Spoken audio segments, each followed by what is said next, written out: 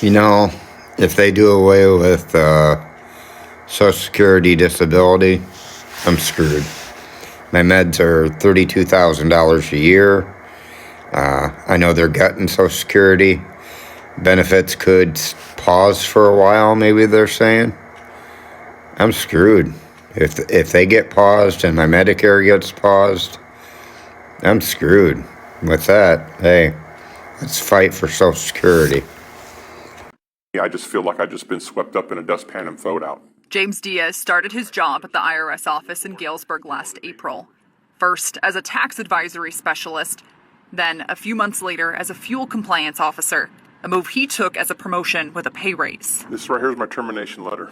A week ago today, Diaz was fired, receiving a letter from the Federal Office of Personnel Management. Here's where it comes. Taking into account your performance and in light of mission needs, the agency finds that your continued employment at this agency is not in the public interest. Diaz is a combat veteran. He served in the Army during the first Gulf War. After working as a truck driver and in manufacturing factories, he got his college degree in 2020. I am upset, mad, and just confused at how they could treat people who put their life on the line for the country, who put themselves in harm's way, can be treated like this. He says his OMP letter implies he was underperforming, something he calls a lie. This was my first boss's narrative on my performance. Diaz showed us his performance reviews. You consistently take steps to identify and avoid work delays. You attempt to use your time in an efficient manner, whether waiting on customers, researching, or other duties assigned. You keep yourself constantly busy with productive work. Absolutely directly contradicts what I've got in that OPM letter. He took pride working for the federal government. Now, as he's left to find a new job, all he feels is frustration. I voted for Trump, but I still support, a lot of his policies. But I don't necessarily support the method that he's implementing them. Like, to me, there's no thought behind it. It's just chop and roll, and then we'll fix it at the other end. A lot of us didn't deserve this. What happens when the promises of a leader turn into a series of unexpected consequences? Today we are diving into the growing discontent among MAGA supporters who feel betrayed by DT's recent executive orders. From tariffs to mass deportation and shutdown of USAID, these decisions have left many questioning their choices and the future of their movement. Now, the MAGA movement, short for Make America Great Again, was built on the promise of revitalizing the American economy, securing borders, and putting America first. Supporters ride behind DT, believing he would bring about the changes they desired. Trump's promises resonate with many who felt left behind by previous administration. They saw him as a strong leader who would prioritize their needs and restore America's greatness. So this lady right here goes into a Mexican restaurant and decides to not leave a tip, but write, "Oh, zero, you suck" on it. And then decides to write an additional note, "I hope you get deported." You see it? You see it? So she's going on about her merry way, thinking that she can just be racist undercover and do people dirty. Well, guess what?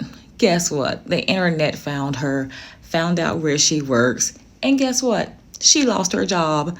Then she tried to say, "Oh, my credit card was stolen," because her name was all up on the bill. The Mexican restaurant found the video footage. No, that's you. That's you. I love when you FA and find out when you are racist and when you do unnecessary racist shit and it just comes back to bite you. So yeah, he didn't get a tip that night. He probably got plenty more. But guess what? You don't have a job and now you're an outed racist. Karma. I have a really fun update on that Stephanie Lovin story, that white woman who went to the Mexican restaurant and where it said leave a tip, she wrote, "No, I hope Trump deports you." Yeah, some of you have heard about it, so stick around for just a minute. But if you haven't, Stephanie Lovin's a white woman, was a realtor in Ohio, and she went to a Mexican restaurant and she left that note. Well, they saw her name after she scratched it out on the customer copy, or on the merchant copy. They saw it on the customer copy. So anyway, long story short, she was found. She was fired from, I think it was Century 21. She's no longer a realtor. That's the part that I already knew. That's the part that kind of had gone around. But what I didn't know is that she started a GoFundMe. She started a GoFundMe because of her financial hardships and because she wanted to get some money so she could enroll herself in basically diversity training to learn more about how she could be better in these situations and how she could, better appreciate diversity in her situation and her community. She's asking us for money because she was a racist who got fired from her job and got harassed. She got harassed. I'm sure she did. Good. You should get harassed for shit like that.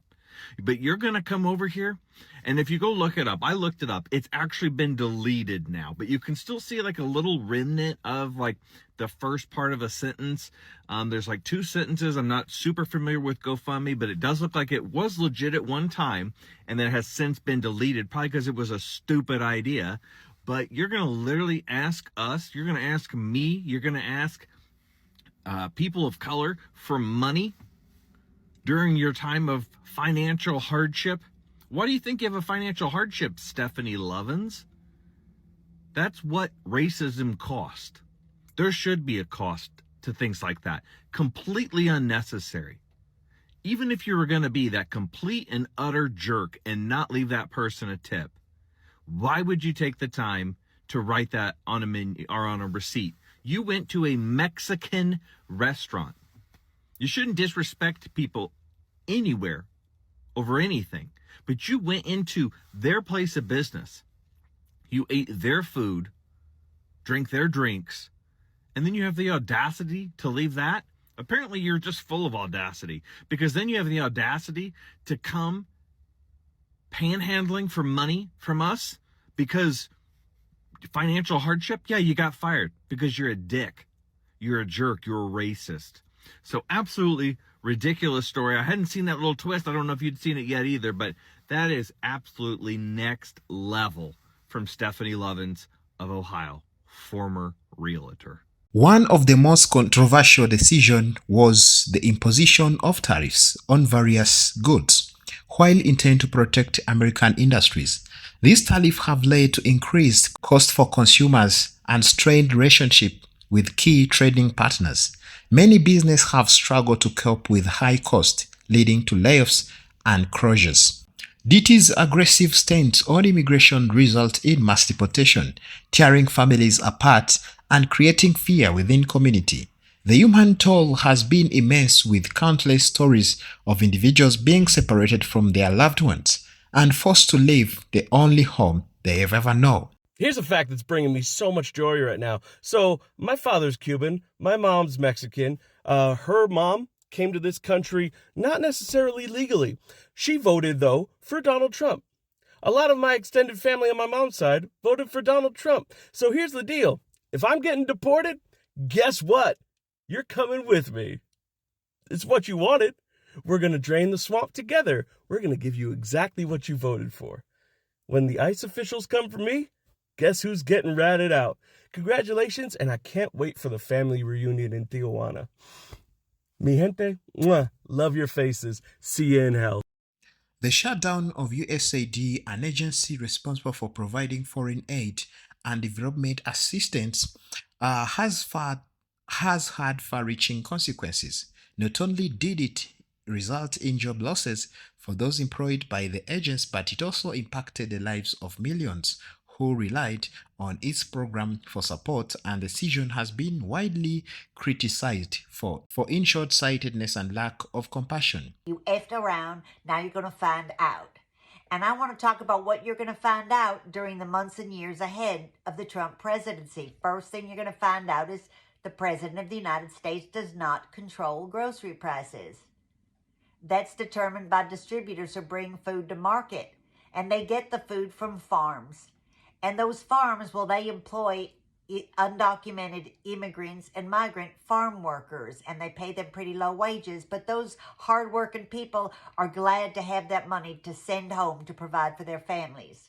Well, once those people all get rounded up and deported, well, These farms are going to have to hire white people and pay them at least a minimum wage. This is going to cost the farms a lot more money, so they're going to have to raise the price of products. What's even worse, a lot of these people, they've had farms in their family for decades. Some of these farms, they're going to go out of business because they won't be able to compete with the large farms that are subsidized by the United States government. So not only are you not getting lower prices, but you're putting your neighbors out of business. Oops. We've seen different MAGA supporters who now feel betrayed. For example, there's a guy I've seen, a small business owner, shared how the tariffs have crippled his businesses. And remember, he's a MAGA supporter. There's another lady who was an immigrant, recounts on heart-wrenching experience of being separated from her family. These personal stories highlight the real-life impact on these policies. Now, the discontent among MAGA supporters has been palpable. Protests have erupted across the country, with many taking to social media to voice their frustration. Prominent figures within the MAGA community have also spoken out, questioning the direction of the movement and decision made by the leaders. The recent executive orders by DT have left many MAGA supporters feeling disillusioned and betrayed. The impact of this decision has been far-reaching, affecting industries, communities, and individuals alike. Thank you for watching. If you found this video informative, please like, share, and subscribe. Let us know your thoughts in the comments below. Until next time, stay informed and stay engaged. Bye-bye.